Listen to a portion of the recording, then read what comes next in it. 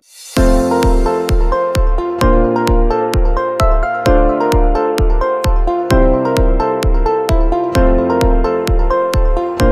Friend, small step में आपका स्वागत है। मैं पुष्कर ओझा आज आप लोग के लिए लेकर आया हूँ वाणिज्य से जुड़ी कुछ महत्वपूर्ण प्रश्नों को, जो कि आगामी प्रतियोगी परीक्षाओं के लिए उपयोगी और महत्वपूर्ण है, जैसे कि TGT, PGT, UGC NET, B Com entrance, M Com entrance. हमारा आज का टॉपिक प्रबंध के सिद्धांत, प्रिंसिपल ऑफ मैनेजमेंट। चलिए अपना वीडियो स्टार्ट करते हैं और देखते हैं। हमारा आज का पहला प्रश्न है, एक्स तथा वाई के अभिप्रेरणा सिद्धांत का प्रतिपादन किसने किया था? तो इसका आंसर है प्रोफेसर मैकग्रेगर ने। चलिए इसी श्रृंखला में अपने अगले प्रश्न की ओर आगे बढ़ते हैं और देखते हैं। हमारा अगला प्रश्न है, प्रबंध की आकस्मिकता विचारधारा के अनुसार प्रबंध क्या है? तो इसका आंसर है प्रबंध अभ्यास अभिन्यास है। चलिए इसी श्रृंखला में अपने अगले प्रश्न की ओर आगे बढ़ते हैं और देखते हैं। हमारा अगला प्रश्न है, आत्म समन्वय के सिद्धांत की व्याख्या किसने की है? तो इसका आंसर है आत्म समन्वय के सिद्धांत की व्याख्या ब्राउन ने की है। चलिए इसी प्रकार अपने अगले प्रश्न की ओर आगे बढ़ते हैं और देखते हैं। हमारा अगला प्रश्न है, अभिप्रेरणा के आरोग्य सिद्धांत का प्रतिपादन किसने किया था? तो इसका आंसर है अभिप्रेरणा के आरोग्य सिद्धांत का प्रतिपादन फ्रेडरिक हर्ज़बर्ग ने किया था। चलिए इसी श्रृंखला में अपने अगले प्रश्न की ओर आगे बढ़ते हैं और देखते हैं। हमारा अगला प्रश्न है, प्रबंध के विकास की कहानी आवश्यक रूप में मानव के विकास की कहानी है, यह कथन किसका है? तो इसका आंसर है C.N. ग्रेगर। चलिए इसी श्रृंखला में अपने अगले प्रश्न की ओर आगे बढ़ते हैं और देखते हैं। हमारा अगला प्रश्न है, नियंत्रण का विस्तार सिद्धांत बताता है कि नियंत्रण कैसा होना चाहिए? तो इसका आंसर है नियंत्रण अधीनस्थों की सीमित संख्या पर निर्धारित करता है। चलिए इसी श्रृंखला में अपने अगले प्रश्न की ओर आगे बढ़ते हैं और देखते हैं। हमारा अगला प्रश्न है, प्रबंध में मानवीय दृष्टिकोण का प्रतिपादन किसने किया था? तो इसका आंसर है एल्टन मेयो ने। चलिए इसी श्रृंखला में अपने अगले प्रश्न की ओर आगे बढ़ते हैं और देखते हैं। हमारा अगला प्रश्न है, अभिप्रेरणा के दो साधक सिद्धांत का प्रतिपादन किसने किया था? अभिप्रेरणा के दो साधक सिद्धांत का प्रतिपादन किसने किया था? तो इसका आंसर है हर्ज़बर्ग ने। चलिए इसी श्रृंखला में अपने अगले प्रश्न की ओर आगे बढ़ते हैं और देखते हैं। हमारा अगला प्रश्न है, अभिप्रेरणा से संबंधित प्रबंध के जेड सिद्धांत का प्रतिपादन किसने किया था? तो इसका आंसर है विलियम जी आउची, जो कि जापान के रहने वाले थे। चलिए इसी श्रृंखला में अपने अगले प्रश्न की ओर आगे बढ़ते हैं और देखते हैं। हमारा अगला प्रश्न है, अभिप्रेरणा हेतु मैस्लो की अवधारणा पदानुक्रम सिद्धांत के अनुसार पदानुक्रम स्तर कितना होता है? तो इसका आंसर है पदानुक्रम स्तर जो है इसका 5 होता है। चलिए इसी श्रृंखला में अपने अगले प्रश्न की ओर आगे बढ़ते हैं और देखते हैं। हमारा अगला प्रश्न है, कुल संबंधों की गणना का यह सूत्र n1 2 1 n plus 2 plus n-1 किसका है? तो इसका आंसर है V.N. ग्रानुकास का। चलिए इसी श्रृंखला में अपने अगले प्रश्न की ओर आगे बढ़ते हैं और देखते हैं। हमारा अगला प्रश्न है, नियंत्रण के विस्तार सिद्धांत के विकास का सिद्धांत किसने दिया है? तो इसका आंसर है ग्राकुनास ने दिया है सन 1933 ईस्वी में। चलिए इसी श्रृंखला में अपने अगले प्रश्न की ओर आगे बढ़ते हैं और देखते हैं। हमारा अगला प्रश्न है, अभिप्रेरणा की आवश्यकता के सोपान तंत्र सिद्धांत का प्रतिपादन किसने किया है या किया था? तो इसका आंसर है मैस्लो ने किया था। चलिए इसी श्रृंखला में अपने अगले प्रश्न की ओर आगे बढ़ते हैं और देखते हैं। हमारा अगला प्रश्न है, मूल्य प्रत्याशा विचारधारा का प्रतिपादन किसने किया है? तो इसका आंसर है मूल प्रत्याशा विचारधारा का प्रतिपादन क्विटर ब्रूम ने किया है, जिन्होंने 1964 में इसकी विचार को दिया था। चलिए इसी श्रृंखला में अपने अगले प्रश्न की ओर आगे बढ़ते हैं और देखते हैं।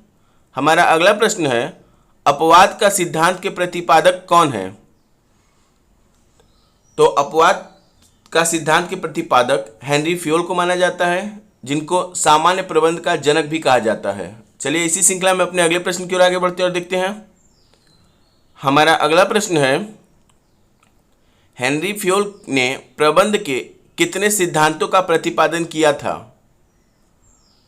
तो इसका आंसर है हेनरी फ्योल ने प्रबंध के 14 सिद्धांतों का प्रतिपादन किया था। चलिए इसी श्रृंखला में अपने अगले प्रश्न की ओर आगे बढ़ते हैं और देखते हैं।